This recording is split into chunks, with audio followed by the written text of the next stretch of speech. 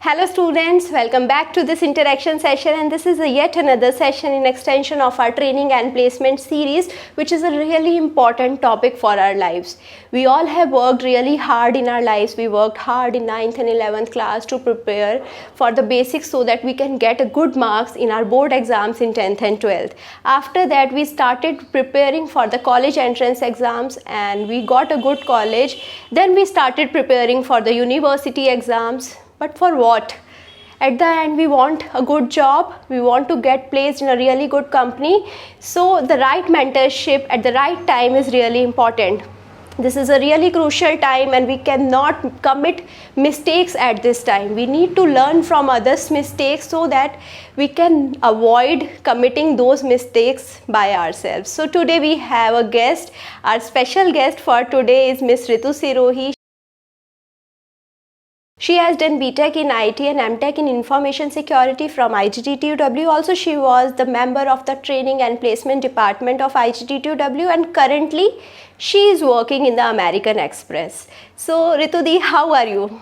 Hi Vishali, I'm good. How are you? I'm good, and today I'm going to start with you with a really tough question, which is what is the best learning or experience you gained after you stepped into the professional world? Okay, so to answer this question, I would say that I still remember on the very first day I told myself that allow yourself to be a beginner. No one starts off being excellent. I could see all the kind of learnings I had during my graduation time, be it the technical one or the managerial one. It gets applied to the real world, and for the very first time when you are working on a project after you step into the professional world, you have a lot of pressure, you have a deadline to be taken care of, and there are a lot of expectations from you that you will be able to do it. So in order to make it done, the kind of components you are creating, so you design your solution accordingly, that how it is going to make an impact to the business, and that's how you see a bigger picture and where you fit in.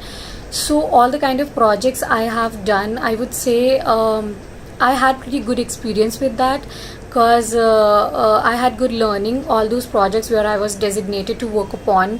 So I learned something new from every project. So yeah, that indeed boosted my confidence to take on more complex situations. That's it pretty much. I remember when I was in the final year, I had a lot of questions about training and placement, and I used to come to you, ask you about these questions, and our final year students also have the same doubt. So please tell us about the do's and don'ts that they follow throughout this time, because this is going to be a really crucial time for them. Okay, so talking about the do's, prepare for aptitude. It is a must. You cannot skip that. Prepare for the technical subjects. Prepare for a specific targeted company which you are targeting by checking out their exam patterns, by checking out the kind of questions that has been asked over the past few years. Do practice, be regular, and be focused. Now if we are talking about the don'ts, then do not wait till the end.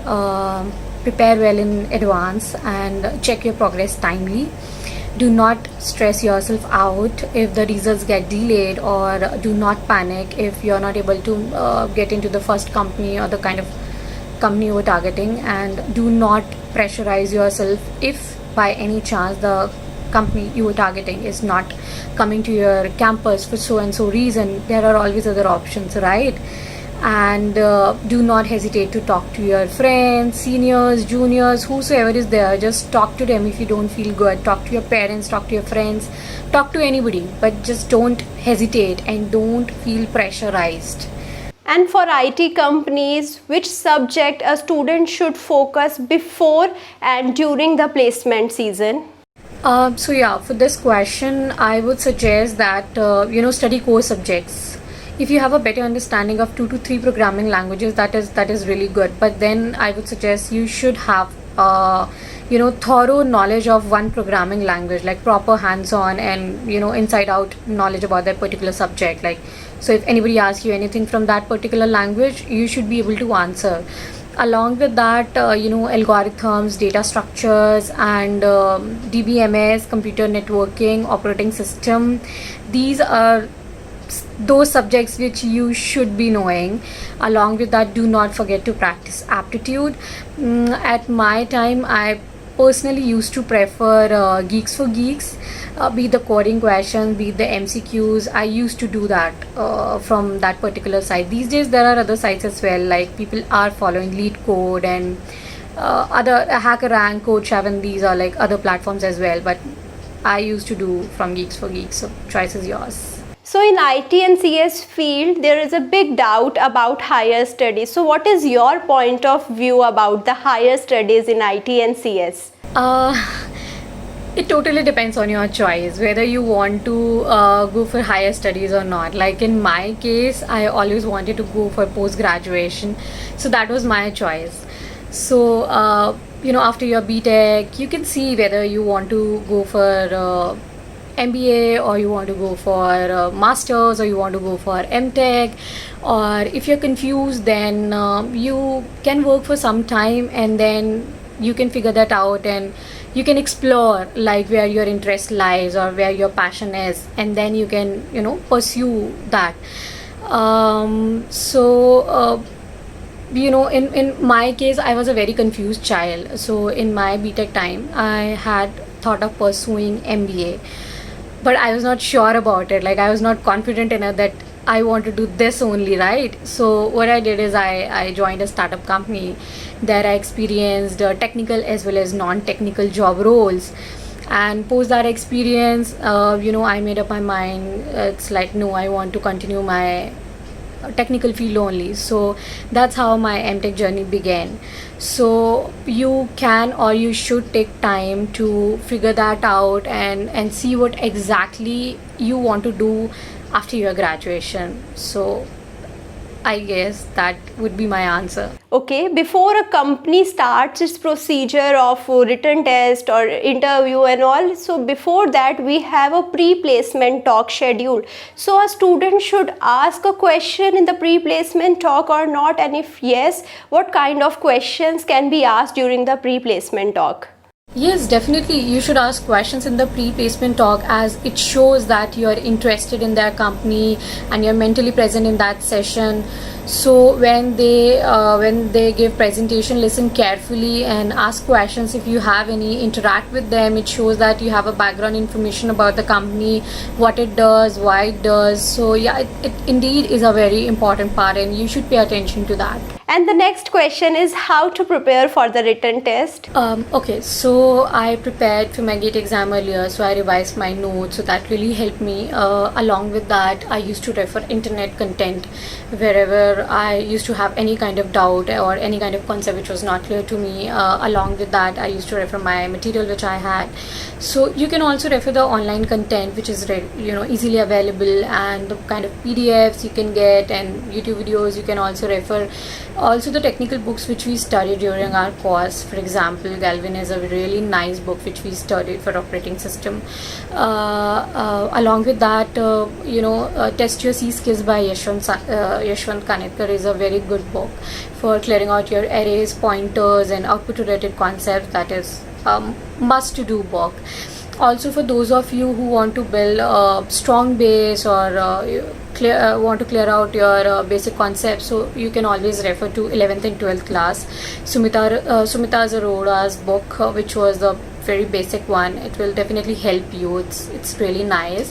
For object oriented programming, I referred E. Balaguru Swami book, and for algorithms and computer networking, I referred my GATE notes, and for DBMS I studied from internet, and for aptitude I referred RS Agrawal. So you can also either go for the RS Agrawal, or you can practice CAT level 1 questions. If you want, you can practice CAT level 2 questions as well.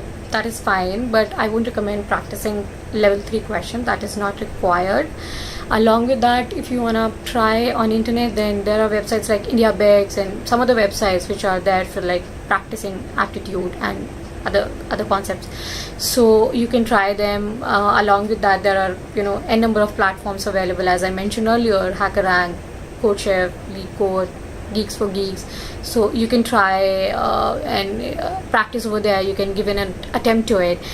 And I would suggest be regular in practicing 1 to 2 questions at least every day, and keep a track of your progress and check your performance timely again. I would say that will give you a lot of confidence. Okay, so at the final day of the placement, when we have our resume in our hand and we are waiting outside the interviewer's room, then our name get called and we step into the interviewer's room. So what does the interviewer looks into the candidate? As soon as you enter the room, your process starts. So interviewer definitely looks for the confidence, how you're presenting yourself and what you bring to the table.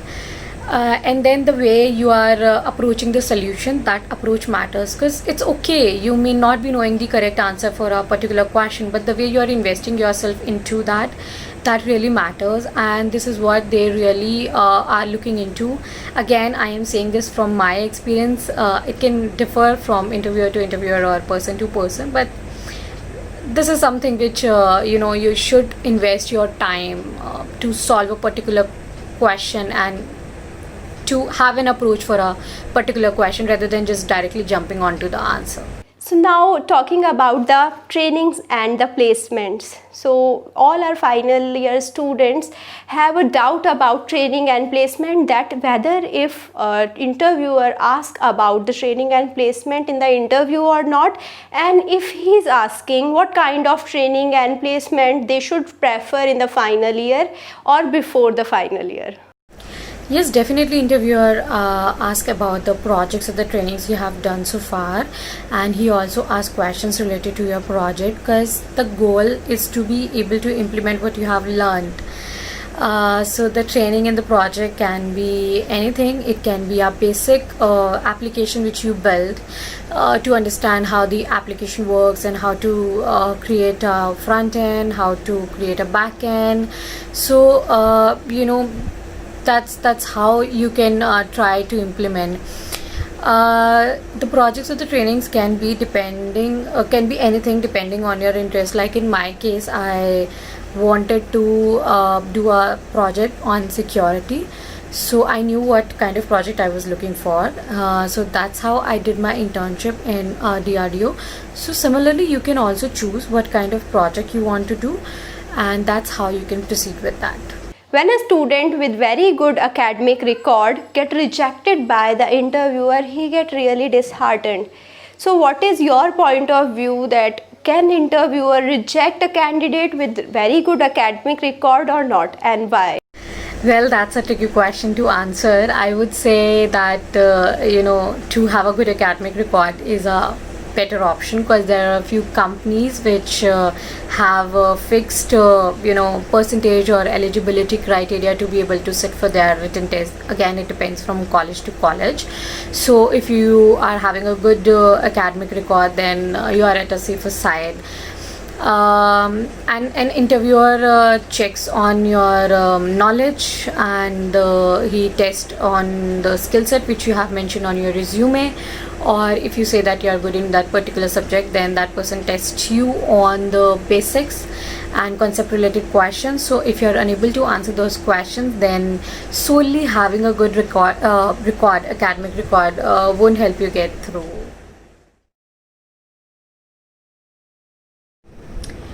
Well, there are always so many challenges which pop up during placement season. I believe not just for me, it's very tough time for all the students who are setting for the placements. And the most challenging situation which I found during the placement was to cope up with stress. I was sitting continuously for the placements, and either I could not clear the written test for some reason, or I was not able to make to the final round of interviews. So there was one particular company I was targeting, and I badly wanted to get into that company. I was preparing for that particular company from so long, and there was this thing in my mind that there is a lot of competition, because people are going to sit in the same company, and so many people will be there, and I want to make it through. Though I could clear its written test, and I was rejected after second round of the interview. It had such a desolating impact on me that I did not sit for the next company the other day, and it was a very tough time for me to handle that rejection. So I talked to my parents, I talked to my friends, and then I shared my experience, and then they told me that what if you could not make it today, you can make it some other day. You have done a lot of hard work, you have studied a lot for the companies, maybe not this one, but for sure you're gonna make it to some other company. So I was like, okay. And then it was the second month of the placement season. I believe it was the sixth company I sat in, and throughout the entire process I was very calm and composed, because this thing was there in my mind that what if not today, then some other day. And this company visited in our campus for the very first time, so we had no experience prior to that how it's gonna be. And so I was just going with the flow. I was just confident enough on my own self that yeah, what if I cannot make it, then some other day for sure. But then I was like completely happy with my kind of experience, and I could make it. I was among the 2 students who got selected for this particular company. So yeah, it worked. And but then I would suggest that stress is one thing which is really tough thing for all the students who are continuously sitting for the placements. Please give some suggestions to our first and second year students so that they can start preparing from the first and second year only, and they can increase their employability skills. Try to build strong fundamentals, as at times it's just like a basic concept which is being applied to a question. I would suggest do internships, as it will give you a lot of experience and exposure to understand how things work in a practical world, because just learning is a never ending process, and whatever you have studied, it's just not enough. You should be able to implement those concepts as well, and that's a kind of journey on its own. And once you're able to do that, that will boost your confidence, as inside out of that project, because you have worked on it. And if anybody asks any question related to that project or work, then you'll be easily able to answer those questions. I would also suggest be in touch with your seniors. That will help you a lot. Also be regular, be consistent, because that's really important, and should target your company in which you are planning to go into and work accordingly. And if you have any kind of questions or concerns, or if you need any kind of guidance, you can reach out to me on LinkedIn. I'll be happy to help and guide. The only thing I suggest or I request is do not stress yourself much, and happy learning and happy coding. All the very best. At last, on the behalf of my students, I want to thank you to give us your time, to enlighten us with your knowledge and sharing your experiences and learning with us. Thank you so much.